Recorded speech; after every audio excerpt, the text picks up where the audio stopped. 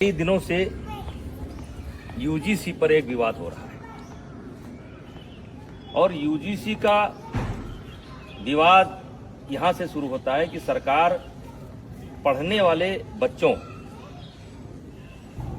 के बीच में जो सवर्ण बच्चों के द्वारा कभी कोई घटना घट जाती है उसको लेकर के दलित और ओबीसी बच्चों के संरक्षण के लिए एक कानून लेकर के आई है, जिसके कारण बड़ी भ्रामक स्थिति हो गई है और आज देश में बड़े पैमाने पर विरोध हो रहा है।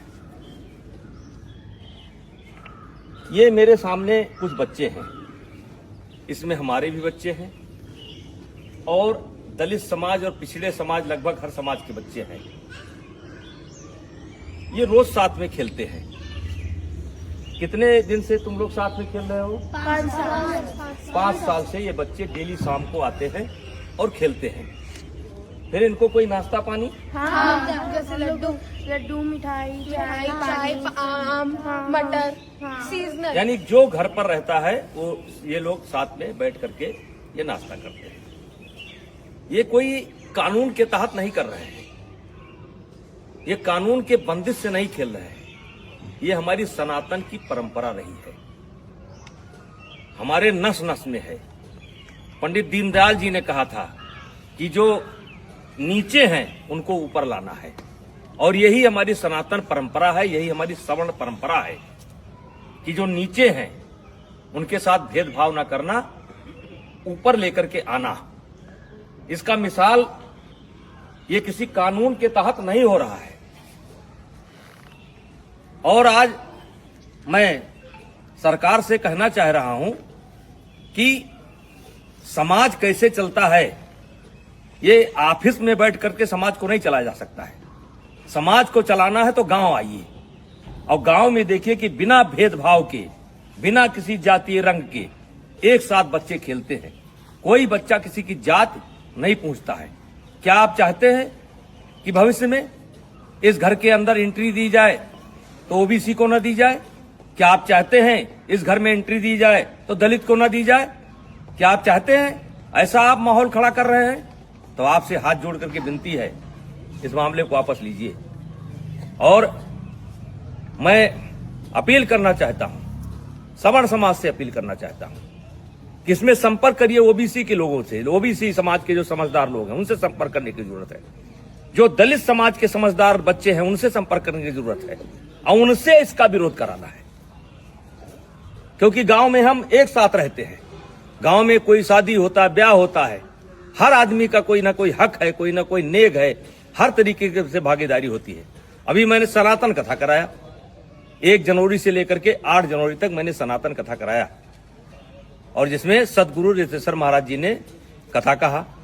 मैंने 52 जाति समाज के जो धर्म गुरु थे उनसे उद्घाटन कराया, उनसे एक एक वृक्ष लिया और मैं सनातन वाटिका बनाने जा रहा हूं। आपने तो कानून बना करके हमारे उस मिशन को स्वाहा कर दिया। आकर के आइए, हम आपको दिखाते हैं कि कौन सा समाज ऐसा है जिसने उस कथा में भागीदारी नहीं की है और सहयोग नहीं किया है। तो ये कोई नई परंपरा नहीं है, ये हमारी सनातन परंपरा है, ये हमारी परंपरा रही है। इसमें कानून की कोई जरूरत नहीं है। हाँ, कोई बच्चा गलती करता है जो क्षमा करने योग्य नहीं है तो उसको आप सजा दीजिए। यदा कदा घटनाएं घट जाती हैं, सजा दीजिए, उसमें कोई विरोध नहीं है। लेकिन ये जो कानून है ये समाज में टकराव पैदा करेगा और इसीलिए आज कई दिन से मेरे ऊपर दबाव पड़ रहा था, बोलो बोलो बोलो। हमने कहा हम गांव में जाकर के बोलेंगे। ये बच्चों को मैंने जानबूझ करके इकट्ठा नहीं किया है, इसमें हर जात समाज के बच्चे हैं और एक रोज की बात नहीं, रोज खेलते हैं। और ऐसा केवल यही नहीं है, हर गांव में है। हर गांव में कोई क्रिकेट खेल रहा है, कोई कबड्डी खेल रहा है, कोई खो खो खेल रहा है, एक साथ पढ़ते हैं। वैसे भी इसके पहले आपने कानून बनाए, दलितों के ऊपर अत्याचार ना हो इसके लिए कानून बनाए। क्या दलितों के ऊपर अत्याचार रुक गया? महिलाओं के साथ अत्याचार ना हो उसके लिए कानून बनाए आप, क्या वो रुक गया? दहेज के नाम पर कानून बनाए आप, क्या वो रुक गया? रुका नहीं, दुरुपयोग ज्यादा होता है। जहां ऐसे कानूनों की समीक्षा की बात होनी चाहिए, अब पता नहीं किस मंशा से अधिकारी बैठ करके ऑफिसों में निर्णय ले लेते हैं। अब वो चाहते हैं कि ये बच्चे अगर दोस्ती करें तो जात देख करके करें, वर्ग देख करके करें। तो मैं इस कानून के पूर्णतः विरोध में हूं। अगर जरूरत पड़ेगी तो आंदोलन होगा, लेकिन आंदोलन में केवल क्षत्रिय नहीं होंगे, सनातन धर्म के मानने वाले सब होंगे, दलित भी होंगे, पिछड़े भी होंगे। ऐसे कानून की जरूरत नहीं है जो कानून हमको बांटता हो। ऐसे कानून की जरूरत नहीं है। तो कृपया हाथ जोड़ करके विनती है, मैं बहुत छोटा आदमी हूं, मैं जानता हूं कि इसका असर पता नहीं आप पर पड़े कि ना पड़े, लेकिन ये गांव ऐसे नहीं चलता है। अगर इस लोकतंत्र को जिंदा रहना है तो गांव में क्या हो रहा है इसको देखना पड़ेगा। ऑफिस में बैठ करके आप गांव को नहीं देख सकते। तो कृपया यह बंद करिए। सवर्णों के बीच में झगड़ा होता है, ब्राह्मणों ठाकुरों के बीच में भी झगड़ा होता है, दलितों के बीच में झगड़ा होता है। कहां तक आप कानून बनाएंगे? तो भाईचारा स्थापित करिए। हाथ जोड़ करके, और ये जो कानून है ये समाज को फाड़ फाड़ कर, कहने को तो बहुत कुछ इच्छा है, बोला जा सकता है, लेकिन बोलने की कोई आवश्यकता नहीं है। इस कानून से ये बच्चे बढ़ जाएंगे, ये जात देख करके दोस्ती करेंगे। कितने साल से आते हो तुम लोग? 5 साल से आते हो। और कुछ नाश्ता पानी मिलता है? हैं? खेलते हो? तो मैं जो लोग भी लेकर के आए हैं उनसे कहना चाहता हूं कि ये कानून आपका समाज में भेदभाव पैदा करेगा और ये बच्चे बढ़ जाएंगे और ये देश के लिए अच्छा नहीं होगा।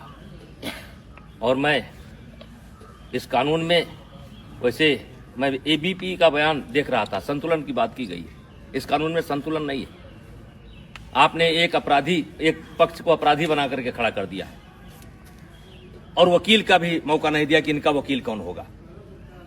तो जो गलत करता है उसको सजा मिलनी चाहिए, चाहे क्षत्रिय समाज का हो, चाहे ब्राह्मण समाज का हो, चाहे किसी समाज का हो, वो सजा का हकदार है। उसका कोई समर्थन नहीं करेगा, हमारा कोई समाज समर्थन नहीं करेगा। लेकिन आप ये बच्चों में भेदभाव मत पैदा करिए, स्कूलों में भेदभाव मत पैदा करिए। और मैं फिर अपील करना चाहता हूं दलित समाज के बच्चों को, जो पढ़े लिखे बच्चे हैं उनको अपील करना चाहता हूं, ओबीसी समाज के बच्चों को अपील करना चाहता हूं।